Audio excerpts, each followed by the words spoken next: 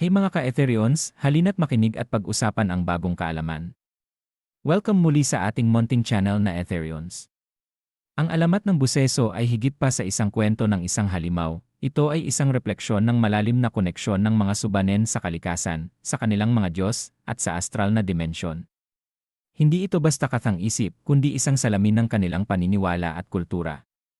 Noong unang panahon, sa puso ng Lakewood sa Zamboanga del Sur, kung saan matatagpuan ang tribu ng mga subanen, naninirahan ang isang nilalang na tinatawag nilang buseso.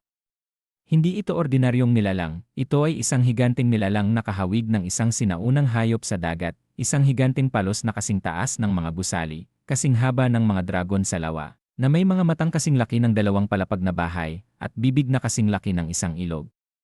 Itim at makaliskis ang katawan nito, isang nakapangingilabot na tanawin sa kalmadong lawa. Sinasabi ng mga alamat na ang buseso ay tagapangalaga ng lawa, ngunit isang tagapangalaga na may matinding kapangyarihan at puot. Maraming mga subanen mula sa mga nayon ng Lower Dominata, Biswangan, at Lakewood ang nakasaksi sa kapangyarihan nito. May mga kwento ng mga bangkang nilamon ng buseso, mga taong nawala sa ilalim ng mga alon, at ang nakapangingilabot na mga sigaw ng mga biktima nito. Ang pinaka-nakapangingilabot na bahagi ng alamat ay ang mga nakaligtas.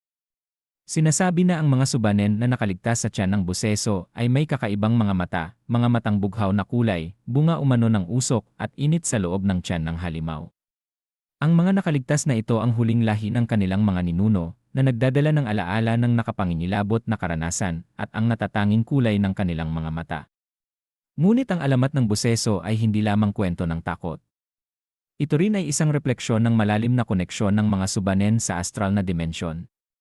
Para sa mga subanen, ang lawa ay hindi lamang isang anyong tubig, ito ay isang sagradong lugar, isang daanan patungo sa mundo ng mga espiritu at mga Diyos. Ang buseso, bilang tagapangalaga ng lawa, ay sumisimbolo sa kapangyarihan ng kalikasan at sa misteryo ng astral na dimensyon. Ang kulay ng buseso, ang itim na kaliskis nito, ay maaaring sumisimbolo sa misteryo at sa hindi maipaliwanag na kapangyarihan ng astral na dimensyon.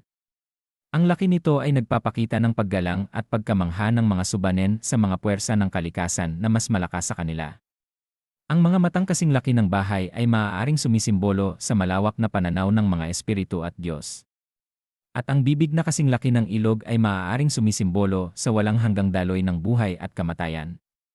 Ang alamat ng buseso ay isang patotoo sa malalim na paniniwala ng mga subanen sa koneksyon ng kanilang mundo sa astral na dimensyon. Ito ay isang kwento na nagpapakita ng kanilang paggalang sa kalikasan, sa kanilang mga Diyos, at sa mga misteryo ng buhay at kamatayan.